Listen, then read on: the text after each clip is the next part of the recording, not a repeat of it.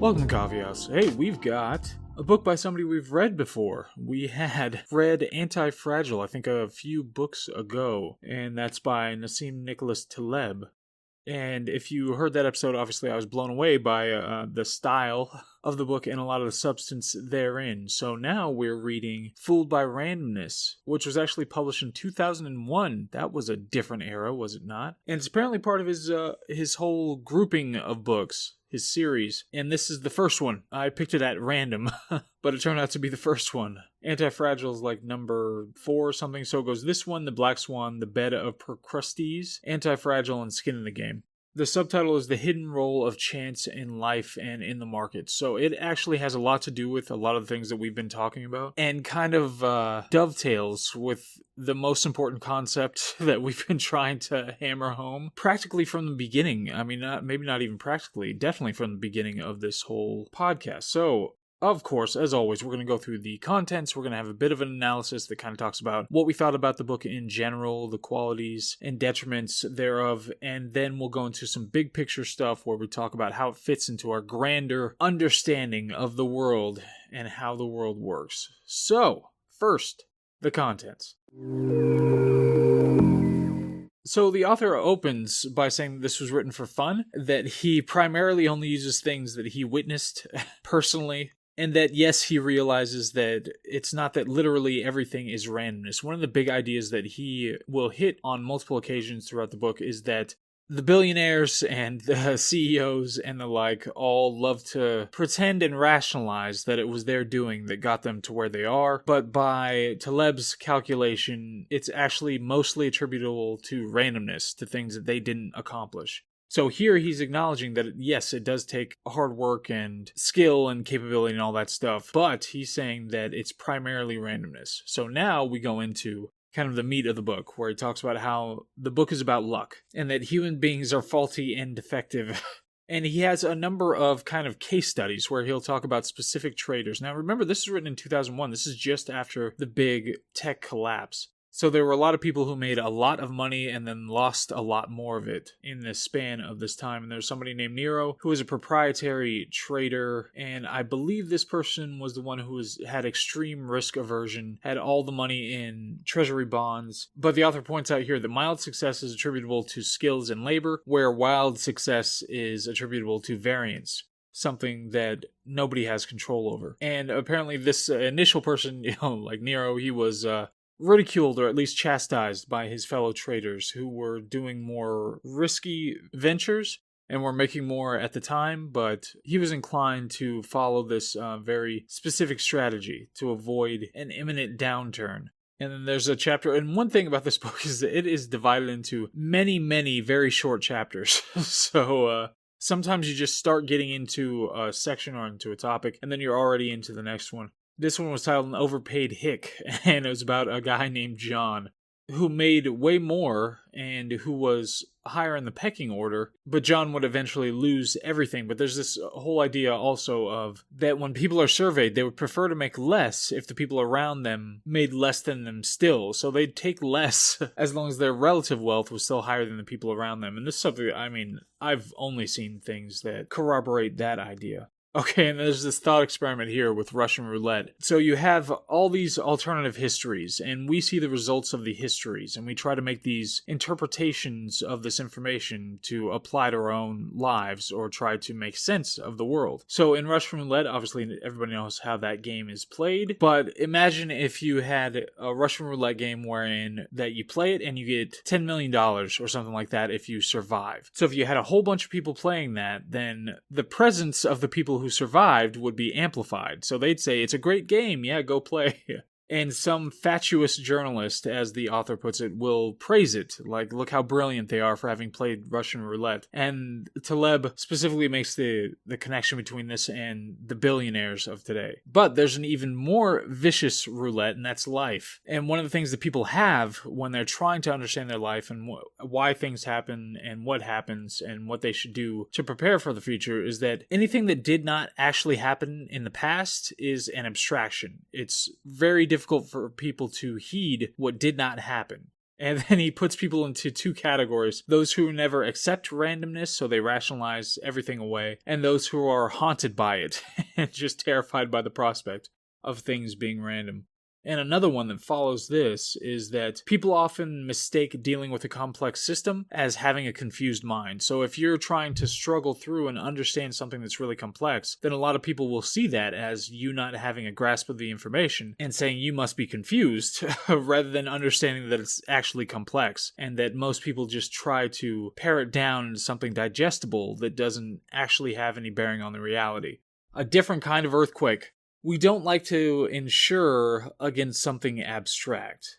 And we move into some kind of ideas about psychology here where risk detection and risk avoidance are not in the thinking part of the brain, but in the emotional part of the brain. The rational thinking that we are capable of doing has little to do with risk avoidance. And then there's an attack on journalists, which was, made my day. This was 2001 attack on journalists, when they were just benighted and sainted and everything else you could imagine as compared to now. But it's the representation from journalists that can fool you the most by tricking your emotional apparatus. Of course, that's what they try to do, is to trick your emotional apparatus to be interested in what they have to say. But so much of this can cause problems. And then we read that one book a while ago, Against Empathy by Paul Bloom, where it talked about how empathy is a problem, and here Taleb specifically talks about it, how empathy can divert your resources and attention to the wrong causes because you're automatically geared toward the sensational. And so journalism can play on these weaknesses psychologically and intellectually that humans have, and he puts it as journalism may be the greatest plague we face today. Again, this was in 2001, or this was the second edition, so however long after that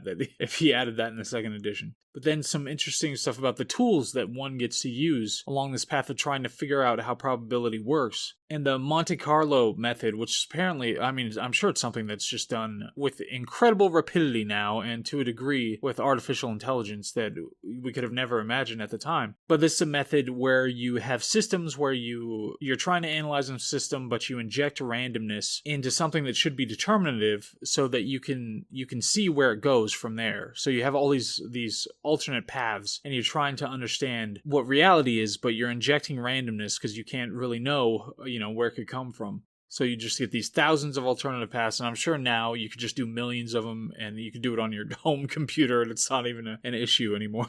And there's a reference to Solon's warning where you have to enjoy successes, especially the fleeting ones, with modesty and sobriety. He makes a distinction between scientific intellectual versus a literary intellectual, and talks about how dangerous it is that literary intellectuals use scientific language, so they'll couch their ideas in scientific language. And then ask the question, can evolution be fooled? You have to wonder, okay, if these people are so weak, how do they end up gaining so much, at least for a period of time? But he talks about Carlos and John, two examples of people who did very poorly, and talks about how they didn't test for what would work when the markets weren't working. There's no plan for a bad market. And of course you have a survivorship bias in these situations. You have a certain trait that worked under that particular segment of history. And the evolutionary idea is that on average animals will be fit. It's not that all animals will be fit at all times. And then we have this inverse rare event situation where, and this is what Taleb uses, is that you lose money frequently in small amounts, but make money rarely in large amounts, which would be something that's very difficult for virtually everybody to stomach, but apparently that is the way to go, at least for this particular author. And then he goes into Hume, Niederhofer, and Popper. I have saved a Popper book. It looks pretty long, so we're going to do that one at some point, but apparently Popper is a big deal. Obviously, I've encountered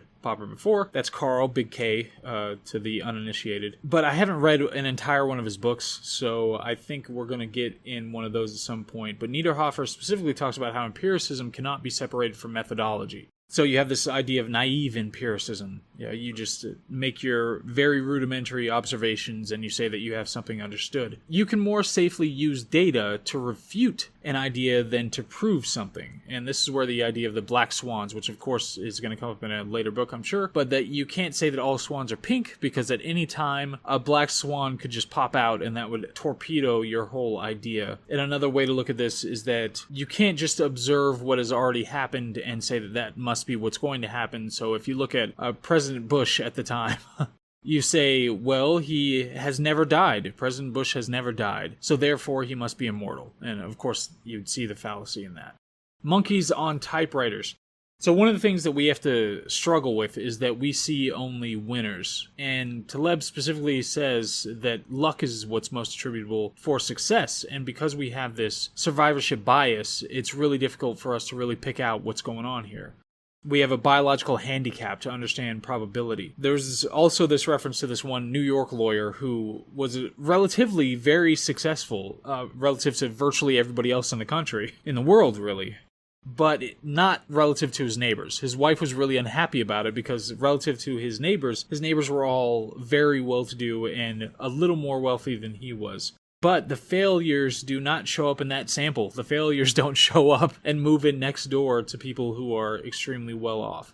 And there was this super amazing, because he initially started describing the situation where somebody got a letter that said that the market was going to go up. You know, these particular stocks or something were going to go up, and suggested that they invest in it. And then they sent another letter that said the same thing. And the letters, there were like 3 letters, and they were all right. And so this person was like, wow, that's incredible. But then it turned out this person sent out letters, bearish letters and bullish letters to like thousands of people. And then just whatever happened the next week, he would just wean down, just carve out all the ones that were right and send new letters, and whichever one of those were right, he'd send new letters after that. So it's so shady, but it refines all the way down to only winners, so then you only see the ones that work out. And then here we get into the real meat of it, where there's I don't even know how to describe it, a conflagration of all the things that I have been thinking, concerned about in recent history, where he specifically talks about, okay, when is it not truly luck? And he says that he reserves his judgment for trying to figure that kind of a thing out. So this whole book has been trying to figure that kind of thing out, but he shows exemplary humility at this point. And then goes into talking about Kahneman and Tversky. I think it's Tversky, right? Is that how you pronounce it? And their books that are trying to determine how irrational people are and how they use heuristics and biases to make the world more digestible. And there are things that come up, different heuristics, like the anchoring to previous wealth. So really you anchor, if you say a number, then a person will be anchored by that number rather than just rationally trying to figure out, what something is worth or something like that.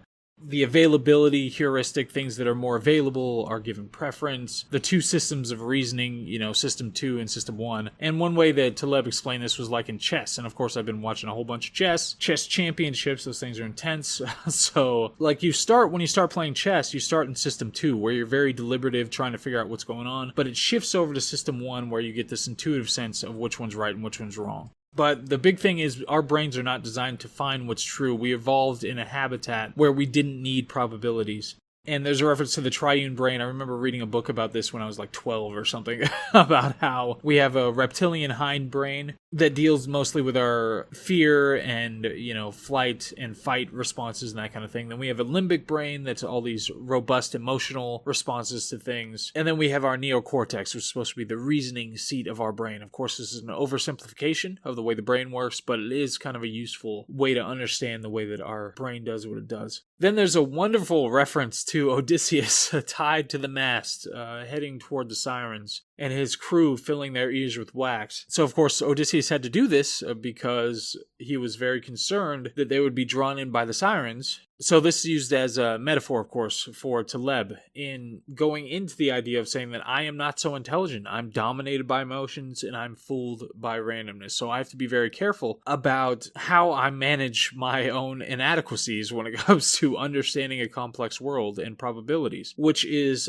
just the height of humility. But there's a difference between noise and signal. We're mere animals, and it's very difficult to figure those things out. And he talks about some issues and circumstances where he was trying to figure out what the signal was and what the noise was. And he mentions George Soros a few times in this, but here he specifically talks about Soros as a person who is capable of changing his position rapidly. And I think he talked about a situation wherein Soros was supposed to fund for millions and millions of dollars, supposed to fund this thing, and then like days later he just decided not to anymore and took his money back. So apparently he changes his mind rapidly with no embarrassment, and it leaves him totally free from his past actions. Of course, that's something that's very difficult. It's something very difficult for me as well, is just to change your mind on something like that. There is an attendant embarrassment to say that I was wrong previously and now I'm just thinking something else. But apparently a lot of people who are very capable don't even go that far. The Kaiser Soze of our modern world